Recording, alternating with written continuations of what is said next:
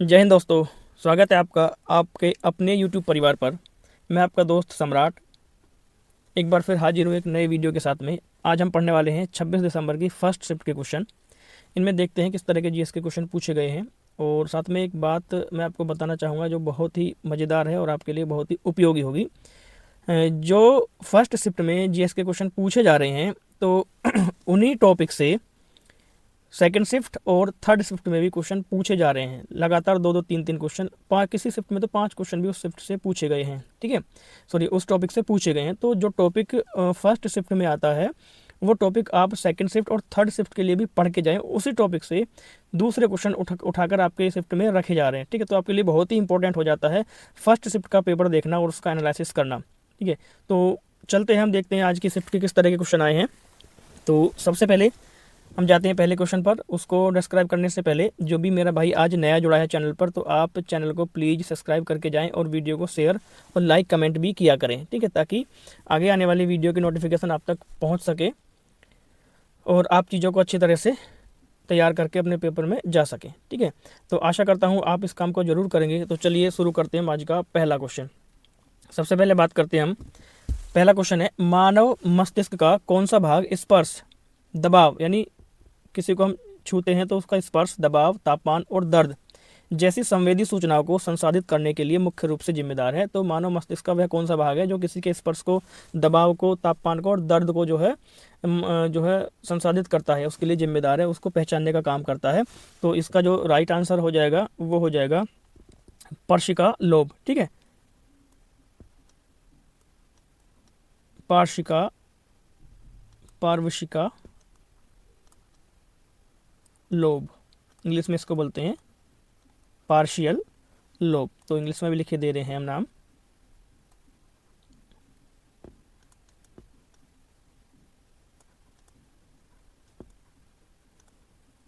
Partial lobe. तो ये जो है मानव मस्तिष्क का वह भाग है जो स्पर्श, दबाव, तापमान आदि का जो अनुभव कराता है। साथ ही इसके अगर मैं बात करूं, जो हाइपोथैलेमस होता है, हाइपोथैलेमस, ये जो है शरीर के तापमान को नियंत्रित करता है। ठीक है, हाइपोथैलेमस शरीर के तापमान को नियंत्रित करता है और इसके साथ साथ जो थैलेमस है इन सभी संवेदनाओं को जो आगे मस्तिष्क के अन्य हिस्सों तक पहुंचाने का काम करता है। तो इसका राइट आंसर हो जाएगा हमारा पार्श्विका लोब। तो अगले क्वेश्चन की तरफ बढ़ते हैं। अगला क्वेश्चन पूछा है हमारा, 2002 परिसीमन आयोग द्वारा तैयार की गई नई सीमाओं का उपयोग करके चुनाव कराने वाला भारत का निम्नलिखित में से पहला राज्य कौन सा है। तो वो पहला राज्य कौन सा था, वो है कर्नाटक। ठीक है, वो राज्य है हमारा कर्नाटक। तो कर्नाटक राज्य है जो 2002 परिसीमन के आधार पर जो जिसने चुनाव कराया था। नेक्स्ट आगे बढ़ते हैं हम अपने अगले क्वेश्चन की तरफ। अगला हमारा क्वेश्चन है, आंधी तूफान के दौरान झोपड़ियों या टिन की छतें क्यों उड़ जाती हैं। झोपड़ी या जो टिन शेड होते हैं हमारे क्यों उड़ जाते हैं। तो इसका जो मुख्य कारण होता है बर्नौली सिद्धांत पर। ठीक है, बर्नौली सिद्धांत, बर्नौली सिद्धांत, बर्नौली ने एक सिद्धांत दिया था तो उसी के नाम पर इसका नाम दे दिया बर्नौली सिद्धांत। ये क्या है, यानी जब हवा चलती है हमारी, जो छत के ऊपर जो हवा बहुत तेज गति से बहती है तो वहाँ का जो दबाव है बहुत कम हो जाता है, जबकि झोपड़ी के अंदर जो हवा होती है वो स्थिर होती है, इसलिए वहाँ का दाब जो है अधिक होता है, जिसके कारण जो है टिन शेड और झोपड़ियाँ जो है उड़ जाती हैं। तो इसको बोलते हैं बर्नौली सिद्धांत, बर्नौली का सिद्धांत इसको कहा जाता है। तो नेक्स्ट आगे चलते हैं अगले क्वेश्चन की तरफ। अगला हमारा क्वेश्चन है, प्राचीन भारत में 16 राज्यों को किस नाम से जाना जाता था। जो प्राचीन भारत है उसमें जो 16 राज्य थे उसको किस नाम से जाना गया, तो उनका नाम है महाजनपद। महाजनपद, उनको जाना जाता है महाजनपद के नाम से, महाजनपद। ठीक है, तो ये 16 महाजनपद थे, जिनमें से अगर मैं बात करता हूँ कुछ नाम मैं आपको बता देता हूँ यहाँ पे। जैसे हमारा मगध हो गया, अंग हो गया, ठीक है, मगध लिख देते हैं, मगध जनपद महाजनपद हो गया, अंग महाजनपद हो गया, उसके साथ काशी महाजनपद हो गया, काशी महाजनपद हो गया, वज्जी हो गया, वज्जी हो गया, ठीक है, और मल्ल हो गया। तो इस तरह के ये 16 महाजनपद थे। ठीक है, तो इनको बोले 16 राज्यों को किस नाम से जानते थे, महाजनपद के नाम से इनको जाना जाता था। ये जो है 6ठी से 4थी शताब्दी ईसा पूर्व के दौरान उभर कर आए थे। ठीक है, और इनमें जो सबसे शक्तिशाली राज्य था वो मगध था। ठीक है, सबसे शक्तिशाली राज्य कौन सा था, महाजनपद कौन सा था, मगध था। तो चलिए आगे बढ़ते हैं हम आप आज के अगले क्वेश्चन की तरफ।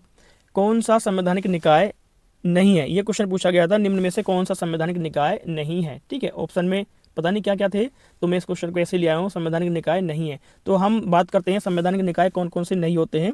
तो सबसे पहले बात कर लेते हैं वे निकाय जिनका उल्लेख संविधान के किसी अनुच्छेद में नहीं किया जाता है। ठीक है, जिनका उल्लेख संविधान के किसी अनुच्छेद में नहीं किया जाता है, बल्कि ये जो हो संसद के अधिनियम, ठीक है, यानी संसद के अधिनियम या सरकारी आदेशों के आधार पर बनाए जाते हैं। ठीक है, जबकि चुनाव आयोग या वित्त आयोग जैसे निकाय जो इनके द्वारा स्थापित किए जाते हैं। ठीक है, यानी चुनाव आयोग और वित्त आयोग जो है ये हमारे कैसे हैं, एक संवैधानिक निकाय हैं। और असंवैधानिक निकायों की अगर मैं बात करता हूँ, जैसे हमारा नीति आयोग हो गया। ठीक है, नीति आयोग, नीति आयोग कैसा है, हमारा असंवैधानिक निकाय है। ठीक, उसके साथ अगर मैं बात करता हूँ राष्ट्रीय मानवाधिकार आयोग, राष्ट्रीय मानवाधिकार आयोग, मानवाधिकार आयोग। ठीक, बच्चा बता रहा था कि ऑप्शन में जो नीति आयोग था। ठीक है, तो आंसर हमारा फिर कौन सा सही हो जाता था, नीति आयोग जो सही था। नीति आयोग जो हमारा संवैधानिक निकाय नहीं है। इसके साथ अगर मैं बात करता हूँ जो गैर संवैधानिक निकाय होते हैं, हमारा क्या हो गया, केंद्रीय अन्वेषण ब्यूरो जिसको सीबीआई हम बोलते हैं, सीबीआई भी कैसा हमारा संवैधानिक निकाय नहीं है। ठीक है, केंद्रीय सतर्कता आयोग, केंद्रीय सतर्कता, केंद्रीय सतर्कता आयोग, तो ये भी हमारा कैसा है, गैर संवैधानिक निकाय है। ठीक है, तो आप संवैधानिक और गैर संवैधानिक निकायों में अंतर आसानी से पहचान गए होंगे। यानी वो सभी संवैधानिक निकाय होते हैं जिनका उल्लेख किसी न किसी अनुच्छेद में किया जाता है। ठीक है, बाकी असंवैधानिक वो होते हैं, गैर संवैधानिक भी इनको बोलते हैं, जिनका जो उल्लेख है किसी भी अनुच्छेद में नहीं किया जाता, जबकि संसद से कोई बिल पास करा के जो है इनको लागू कर दिया जाता है, वो हमारे गैर संवैधानिक होते हैं। आगे बात करते हैं अगले क्वेश्चन की। क्षुद्र ग्रह पेटी किन दो ग्रहों की कक्षाओं के बीच में स्थित है। क्षुद्र ग्रह जो होते हैं कौन से दो ग्रहों के बीच में ये पाए जाते हैं। ठीक है, तो इनकी जो पेटी पाई जाती है वो मुख्य रूप से अगर मैं बात करता हूं मंगल और बृहस्पति के बीच में ये पेटी पाई जाती है। मंगल और बृहस्पति ग्रहों के बीच में ये पेटी पाई जाती है। ठीक है, क्षुद्र ग्रह पट्टिका जो होती है मंगल और बृहस्पति ग्रहों के बीच में पाई जाती है। इस चीज़ को ध्यान रखें। यहाँ पर लाखों छोटे छोटे जो चट्टानी पिंड जिनको क्षुद्र ग्रह बोलते हैं सूर्य की परिक्रमा करते रहते हैं, जो सौरमंडल के निर्माण से बचे हुए टुकड़े होते हैं। ठीक है, तो इसको ध्यान रखेंगे। मंगल और बृहस्पति के जो बीच में ये ग्रह पाए जाते हैं। बृहस्पति जो सबसे बड़ा ग्रह है पृथ्वी का, सौरमंडल का, जो कि जबकि पृथ्वी भी एक ग्रह है सौरमंडल में जिस पर हम निवास करते हैं। अगले क्वेश्चन की बात करते हैं। अगला क्वेश्चन हमारा, पदम किस भारतीय शास्त्रीय नृत्य शैली का एक घटक है। जो पदम है कौन सी भारतीय शास्त्रीय नृत्य शैली का एक घटक है, तो इसका राइट आंसर हो जाएगा भरतनाट्यम। ठीक है, भरतनाट्यम, भरतनाट्यम शैली से ये संबंधित है पदम। नेक्स्ट आगे बात करते हैं हम अगले क्वेश्चन की। अगला क्वेश्चन है हमारा, औद्योगिक पुनर्गठन निर्माण के दौरान श्रमिकों को सुरक्षा जाल प्रदान करने और उनके हितों की रक्षा के लिए 1992 में भारत सरकार द्वारा किस कोष की स्थापना की गई थी। तो किस कोष की स्थापना की गई थी, इसका राइट आंसर हो जाएगा हमारा कर्मचारी पुनर्स्थापन और पुनर्वास निधि। ठीक है, तो यहाँ लिख देते हैं हम कर्मचारी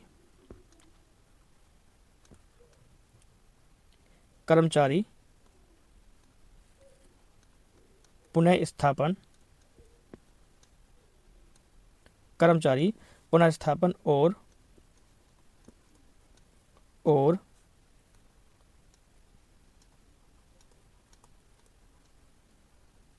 पुनर्वास निधि, पुनर्वास निधि। ठीक है, तो इस कोष की स्थापना की गई थी 1992 में। नेक्स्ट आगे बात करते हैं अगले क्वेश्चन की।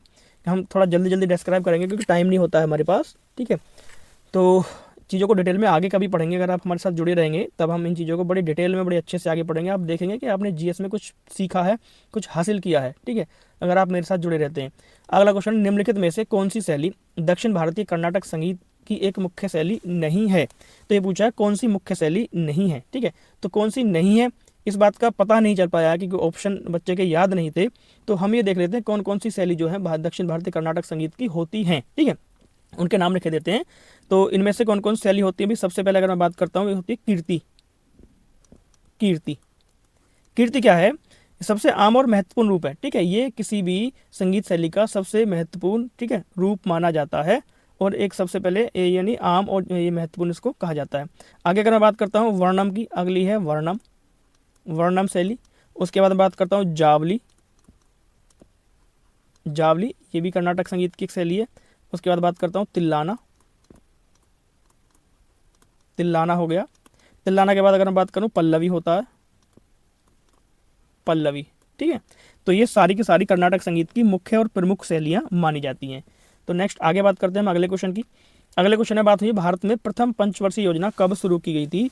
भारत में पहली पंचवर्षीय योजना कब शुरू की गई थी। पता नहीं कितनी बार ये क्वेश्चन पूछा गया लगातार। अगर पहली शिफ्ट में क्वेश्चन आता है तो तीसरी शिफ्ट में इससे क्वेश्चन जरूर पूछा जाएगा और यही योजना पूछ ली जाती है। इसलिए मैं कहता हूँ सारे क्वेश्चनों का रिपीटेशन है।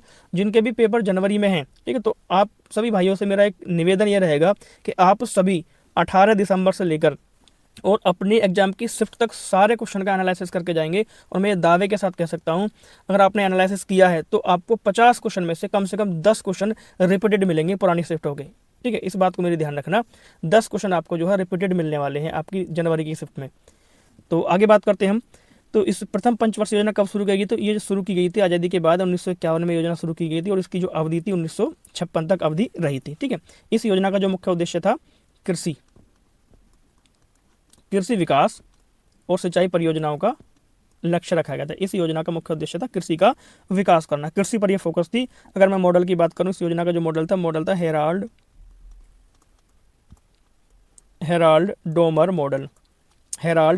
मॉडल इस योजना का जो है मॉडल था। ठीक है, ध्यान रखें कृषि सिंचाई पर यह योजना आधारित थी। 1951 से 1956 तक योजना ये चली। आगे बात करते हैं हम अगले क्वेश्चन की।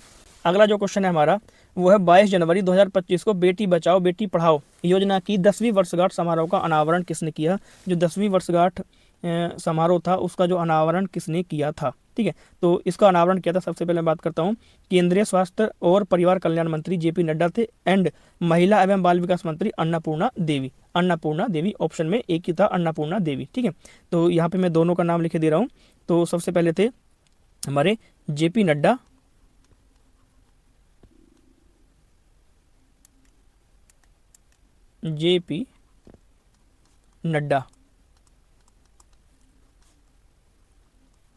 और अन्नपूर्णा देवी।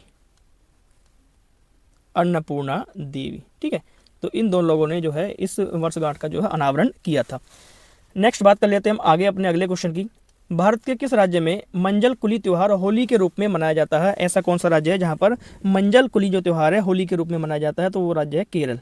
ठीक है, केरल में ये त्योहार जो है मंजल कुली के रूप में मनाया जाता है। ठीक है, इसका मतलब होता है हल्दी का स्नान, जिसे हल्दी स्नान होली भी कहते हैं। यहाँ पर रंग गुलाल की जगह हल्दी और रंगों से बने पानी का इस्तेमाल किया जाता है। ठीक है, इस चीज़ को ध्यान रखेंगे। और खासकर कोकणी और कुटुंबी समुदाय द्वारा जो है इस त्योहार को मंदिरों में मनाया जाता है। नेक्स्ट आगे बात करते हैं हम अगले क्वेश्चन की। अगला क्वेश्चन है उत्तर भारत में महिला साक्षरता दर कम होने का प्राथमिक कारण क्या है। उत्तर भारत में महिला साक्षरता दर कम होने का प्राथमिक कारण क्या है। तो कम होने के प्राथमिक कारण कई सारे हो सकते हैं, जिनमें से मैं अगर बात करता हूँ जो ऑप्शन में था कि महिलाओं की शिक्षा की तरफ कम रुचि। ठीक है, महिलाओं की जो फीमेल्स कैंडिडेट्स होती हैं शिक्षा की तरफ कम रुचि जो है, कम रुझान होना एक इसका प्राथमिक कारण है। ठीक है, तो इसका दूसरा कारण प्रतिस्पर्धात्मक सामाजिक दृष्टिकोण भी हो सकता है, क्योंकि लड़कों को ज़्यादा प्राथमिकता दी जाती है लड़कियों की अपेक्षा। उसके बाद गरीबी, बाल विवाह, घरेलू काम का बोझ, तो अन्य बहुत सारे कारण इसके माने गए हैं जो कि महिला साक्षरता दर में कमी के मुख्य कारणों में गिने जाते हैं। ठीक है, तो सबसे पहले जो सबसे सटीक जो ऑप्शन था वहाँ पर वो ये था महिलाओं की शिक्षा में रुचि न होना। ठीक है, शिक्षा में रुचि न होना, ये जो है राइट आंसर था। वैसे मैंने आपको कौन कौन से कारण है वो गिना दिए, जैसे गरीबी हो गया, बाल विवाह हो जाता है, घरेलू कामकाज का वजन और लड़कों को ज़्यादा प्राथमिकता दी जाती है लड़कियों की अपेक्षा, तो ये भी कई सारे कारण हैं। ठीक है, तो आप इनको ध्यान रखेंगे। ये तो आपको जनरली पता होगा कि कौन कौन से कम कारण हो सकते हैं जिससे लड़कियाँ जो है शिक्षित नहीं हो पाती हैं। नेक्स्ट आगे बात करते हैं हम अगले क्वेश्चन की। अगला क्वेश्चन है बैंकिंग और परिवहन अर्थव्यवस्था के किस क्षेत्र के अंतर्गत आते हैं। बैंकिंग और परिवहन, ये दोनों जो है बैंकिंग और परिवहन जो अर्थव्यवस्था के किस क्षेत्र के अंतर्गत आते हैं। तो इस चीज़ को ध्यान रखेंगे किस क्षेत्र के अंतर्गत आएंगे बैंकिंग और परिवहन। तो अर्थव्यवस्था के 3 क्षेत्र होते हैं, प्राथमिक क्षेत्र, द्वितीय क्षेत्र और तृतीय क्षेत्र। तो ये दोनों ही तृतीय क्षेत्र में आते हैं। ठीक है, तृतीय क्षेत्र के अंतर्गत आते हैं। तृतीय क्षेत्र में बैंकिंग और परिवहन, इसको बोलते हैं सेवा क्षेत्र। ठीक है, सर्विस क्षेत्र इसको बोला जाता है। तो ये 3 क्षेत्र हैं, प्राथमिक क्षेत्र, उसके बाद द्वितीय क्षेत्र और एक होता हमारा सेवा क्षेत्र। ये वाला जो हो गया सेवा क्षेत्र, ये इसको तृतीयक क्षेत्र भी बोलते हैं। सेवा क्षेत्र यानी तृतीयक क्षेत्र एक ही बात है।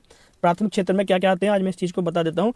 प्राथमिक क्षेत्र में वो सारी चीज़ें आती हैं जो गॉड गिफ्टेड है, नेचुरल हमें प्राप्त की जाती हैं, नेचुरल हमें मिल जाती है। जैसे भाई कृषि, कृषि किस में आती है? प्राथमिक क्षेत्र में आती है। कृषि में जो भी उगाया जाता है सारे जो प्रोडक्ट हैं वो प्राथमिक क्षेत्र में आते हैं, चाहे गेहूँ हो गया, बाजरा हो गया, कोई फल हो गया, मूली, गाजर, आलू, सारे कृषि से संबंधित जो भी वो हैं आइटम हमारे प्राथमिक क्षेत्र में आते हैं। उसके बाद पशुपालन, पशुपालन प्राथमिक क्षेत्र में आता है।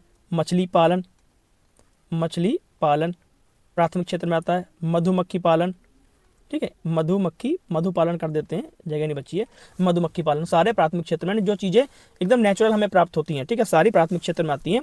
और द्वितीयक क्षेत्र में कौन सी चीज़ें आती हैं? भाई द्वितीयक क्षेत्र में क्या है? प्राथमिक क्षेत्र के जो प्राप्त उत्पाद होते हैं उनको प्रोसेस करके, ठीक है, उनको प्रोड्यूस करके जो है एक नई चीज़ बना देना, वो द्वितीयक क्षेत्र में आती है। ध्यान रखें, जैसे कृषि से हमें गेहूँ मिला और गेहूँ को पीस कर आटा बना दिया, आटे से क्या बना दिया? बिस्किट बना दिए, वो द्वितीयक क्षेत्र में आता है। पशुपालन भाई हुआ, पशुपालन में पशुओं ने क्या दिया? दूध दिया, पशुओं से दूध मिला और ठीक है, दूध को प्रोसेस करके घी बना दिया गया, ठीक है, उसका तो द्वितीयक क्षेत्र में आ गया। मछली पालन, ठीक है, मछली से क्या मिलता है? मछली के हमारे मछलियों से बहुत सारे प्रोडक्ट बनते हैं, जैसे मछली का तेल हो गया, कहीं बहुत सारी दवाएं बनती हैं, तो सारे द्वितीयक क्षेत्र में आती हैं। यानी द्वितीयक क्षेत्र में वो सारी चीज़ें आती हैं जो प्राथमिक क्षेत्र से प्राप्त करके और उनको जो है रीप्रोसेस करके एक नई चीज़ बना देना, ठीक है, वो सारे द्वितीयक क्षेत्र में आती हैं। और तृतीयक क्षेत्र, सेवा क्षेत्र क्या होता है? ठीक है, सर्विस क्षेत्र क्या होता है? जो हमें सर्विस देते हैं, जैसे बैंकिंग हो गया, बैंकिंग हमें सर्विस प्रोवाइड करती है।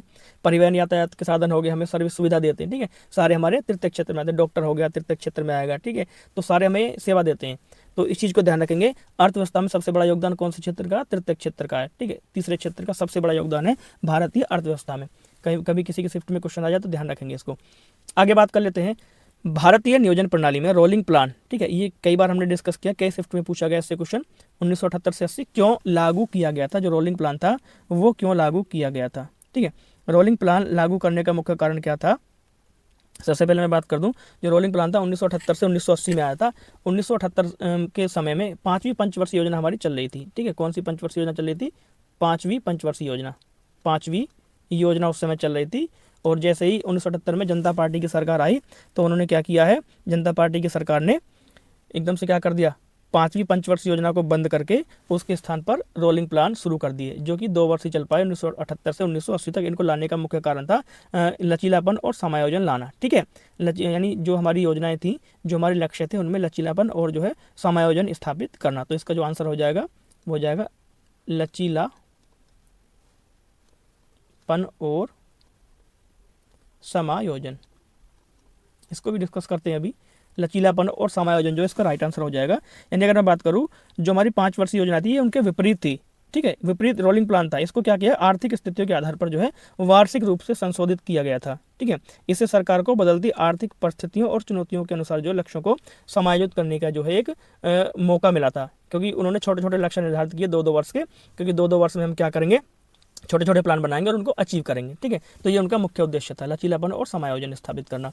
आगे नेक्स्ट बात करते हैं अगले क्वेश्चन की। अगला क्वेश्चन है, भाद्रपद माह में महिलाओं द्वारा रखा जाने वाला वह कौन सा प्रमुख व्रत है जिसमें वे पति की लंबी आयु के लिए निर्जला उपवास रखती हैं? ठीक है, निर्जला उपवास रखते हैं। तो इस क्वेश्चन में बच्चे बहुत, लगभग मैं कह रहा हूँ 70% बच्चे इसमें गलत आंसर लगा के आए थे, क्योंकि इसमें एक ऑप्शन था कौन सा हमारा? करवा चौथ, ठीक है। करवा चौथ अधिकतर बच्चों ने लगाया है, क्योंकि इसमें कहा गया है कि पति की लंबी आयु के लिए निर्जला उपवास, क्योंकि करवा चौथ में भी जो है पानी नहीं पिया जाता।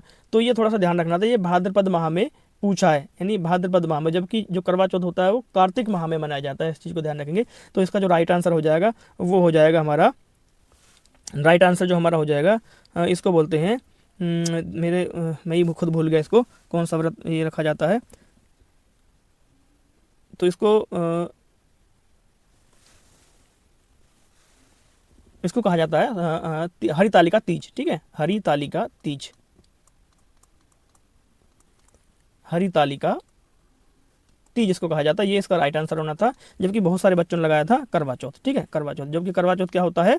ये कार्तिक मास की जो है कृष्ण पक्ष की चतुर्थी को मनाया जाता है करवा चौथ। तो इसको ध्यान रखेंगे, यहाँ कंफ्यूजन हो गया था। इसका राइट आंसर हो जाएगा हरितालिका तीज। नेक्स्ट बढ़ते हैं, मैं खुद कंफ्यूज हो गया इसमें। आगे बढ़ते हैं अगले क्वेश्चन की तरफ। अगला हमारा क्वेश्चन है, राजस्थान परमाणु ऊर्जा स्टेशन रावत भाटा किस जिले में स्थित है? ये राजस्थान के किस जिले में स्थित है रावत भाटा? तो ये जिला है चित्तौड़गढ़। इसका राइट आंसर हो जाएगा चित्तौड़गढ़।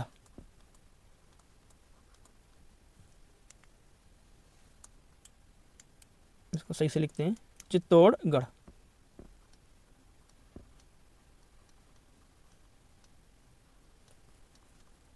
चित्तौड़गढ़ इसका जो है राइट आंसर हो जाएगा। ये जो परमाणु ऊर्जा केंद्र राजस्थान के चित्तौड़गढ़ जिले में स्थित है, जो कि कोटा के पास एक महत्वपूर्ण परमाणु ऊर्जा केंद्र और चंबल नदी के किनारे ये स्थित है। नेक्स्ट बढ़ते हैं हम अगले क्वेश्चन की तरफ। अगले क्वेश्चन में हमसे पूछा है डॉक्टर भीमराव अंबेडकर ने किस अनुच्छेद को भारतीय संविधान का हृदय और आत्मा कहा था। डॉक्टर बी आर अम्बेडकर ने कौन से अनुच्छेद को संविधान की आत्मा कहा था। तो सबसे पहले इसका आंसर देख लेते हैं, वो था आर्टिकल नंबर 32, अनुच्छेद 32 को इन्होंने संविधान की आत्मा और संविधान का हृदय कहा था डॉक्टर भीमराव अम्बेडकर ने। अनुच्छेद 32 क्या है? अनुच्छेद 32 के तहत जो है 5 प्रकार की रिट जारी की जाती हैं। 5 प्रकार की रिट जारी की जाती हैं। 5 प्रकार की रिट इसके द्वारा जारी की जाती हैं, यानी ये मौलिक अधिकारों के उपचारों का अधिकार है। ठीक है, संवैधानिक उपचारों का अधिकार इसको बोलते हैं। अगर कोई हमारे मौलिक अधिकारों का हनन करता है तो हम अनुच्छेद 32 के तहत डायरेक्टली सुप्रीम कोर्ट में अपनी याचिका दायर करा सकते हैं और सुप्रीम कोर्ट की तरफ से 5 प्रकार की रिट जारी की जाती है। ठीक है, 5 प्रकार की रिट जारी की जाती है। जिनको भी रिट के बारे में पढ़ना है तो मेरा पॉलिटी वाला वीडियो, मौलिक अधिकार वाला वीडियो, उसमें मैंने 5 प्रकार की रिट बड़े ही डिटेल में डिस्कस कराई है। वहाँ से आप उनको एक बार देख लीजिए, सारी रिट आपकी समझ में आ जाएंगी। मैं यहाँ पे नाम लिख देता हूँ कौन कौन सी रिट है। तो नंबर 1 की अगर मैं बात करता हूँ तो सबसे पहली है बंदी प्रत्यक्षीकरण की रिट। बंदी प्रत्यक्षीकरण, बंदी प्रत्यक्षीकरण। उसके बाद दूसरी जो रिट है वो होती है हमारी परमादेश, परमादेश रिट आती है। और तीसरी रिट की बात करता हूँ प्रतिषेध, प्रतिषेध। और चौथी रिट को इधर लिख देते हैं उत्प्रेषण, उत्प्रेषण। और जो 5वीं रिट है हमारी वो हमारी अधिकार परीक्षा, अधिकार परीक्षा, परीक्षा। ठीक है, डिटेल में जानकारी के लिए आप मेरा प्लेलिस्ट में जाइए, पॉलिटी वाले में, भारतीय संविधान और राज्य व्यवस्था में, वहाँ पे ये वीडियो पड़ा हुआ, आप देख लीजिए। सारी डेट आपको क्लियर हो जाएंगी, किस रेट में क्या प्रावधान है और क्यों जारी की जाती है और ये किसके विरुद्ध जारी नहीं की जा सकती। ये सारी चीज़ें मैंने उसमें डिस्कस की हुई है। नेक्स्ट आगे बढ़ते हैं। भारत का दक्कन का पठार मुख्य रूप से किस प्रकार की चट्टान से बना हुआ है। जो भारत का दक्कन का पठार है मुख्य रूप से किस प्रकार की चट्टान से बना हुआ है। तो इसका राइट आंसर हो जाएगा बेसाल्ट चट्टान। ठीक है, बेसाल्ट चट्टान। तो ये बेसाल्ट की चट्टानों से बना होता है हमारा जो है दक्कन का पठार, बेसाल्ट चट्टानों से बना हुआ है। ठीक है, जो लाखों साल पहले बड़े पैमाने पर एक लावा विस्फोट के द्वारा इसका निर्माण हुआ था। ठीक है, दक्कन के पठार का। तो इसका राइट आंसर हो जाएगा बेसाल्ट चट्टान। ठीक है, तो आज के शिफ्ट में इतने ही क्वेश्चन मुझे मिल पाए थे। ठीक है, तो जितने भी मिले हैं एकदम से ओरिएंटेड क्वेश्चन है। आपको ये डाउट नहीं होना चाहिए कि ये क्वेश्चन जो क्या पता नहीं आए हो शिफ्ट में, तो ऐसा नहीं है कि क्वेश्चन ओरिएंटेड क्वेश्चन है और सारे क्वेश्चन एग्जाम में आपके ही पूछे गए हैं। तो आपको इनसे अंदाजा लग जाएगा कि किस तरह के क्वेश्चन आ रहे हैं, किस टॉपिक से क्वेश्चन आ रहे हैं। तो आप वो टॉपिक जरूर पढ़ के जाएंगे। और मेरे भाई मैं फिर से दोबारा कहना चाहूँगा कि 18 दिसंबर से लेकर और 31 दिसंबर तक या 30 दिसंबर तक की सारी शिफ्टों का अच्छे से एनालिसिस करके जाएंगे। जिनका पेपर जनवरी में है, आपको बहुत सारे क्वेश्चन वहाँ मिलेंगे, बहुत फायदा आपको मिलने वाला है, ऐसा मैं आपको दावे के साथ कह सकता हूँ। ठीक है, तो मिलते हैं साथियों नेक्स्ट वीडियो में। तब तक के लिए आप वीडियो एंजॉय कीजिए और वीडियो आपको कैसा लगता है वो आप मुझे कमेंट करके जरूर बताया करें। मिलते हैं नेक्स्ट वीडियो में, तब तक के लिए टाटा बाय बाय।